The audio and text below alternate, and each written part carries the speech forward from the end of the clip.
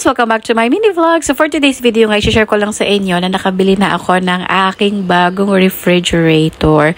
At last, hindi ko masabi na at last talaga kasi itong luma namin na ref na Condora ay hindi talaga kami iniwanan nito sa hirap at ginhawa. Wow, char! Masasabi ko talaga na itong brand na ito na Condora ay napaka-the best talaga. Ikaw na lang talaga ang susuko sa kanya. Maikwento ko lang sa inyo na very light. Pagkatapos namin ikasal ng aking husband, ang nanay ko ay nag-chat sa akin at sinabi niya na ang regalo niya daw sa amin mag-asawa ay refrigerator.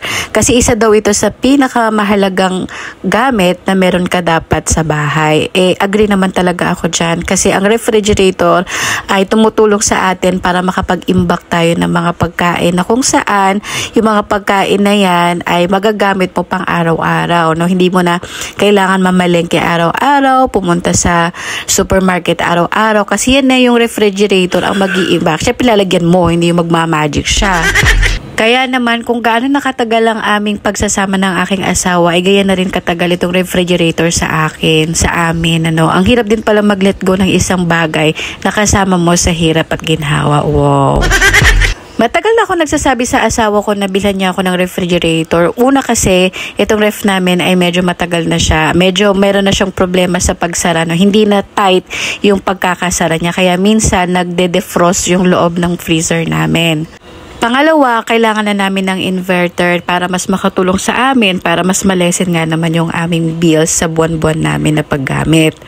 Pangatlo, hindi ko na kinakailangan pa na i-defrost yung aking ref linggo-linggo. Makakalesen yun sa trabaho ko. Kasi kapag nagde-defrost ako ng ref namin, ay talaga naman yung anak ko lahat ginugulo, dinudumi. Ay nako, sabog-sabog talaga kapag nagde-defrost ako ng ref. So, finally, tinanong ako ng husband ko na gusto man nang bumili ng ref or kumuha ng ref or umutang ng ref. So, agad-agad na nga rin ako nag-prepare dyan para pumunta kami sa hypermarket. Tapos tumingin-tingin lang din ako dyan kung ano yung mapupusuan ko. And then nung nakapili na nga ako, ayan, nag-tricycle na lang kami papunta dito sa bahay. Kasi kapag tinarak pa ito ay parang 300 to 600 pesos pa yung magiging fee nila para sa delivery. Pagka-uwi nga namin sa bahay, kumain lang kami ng Hawaiian dish ng binigay ng kapatid ko na libre rin ni mama. Tapos in-unbox na namin siya.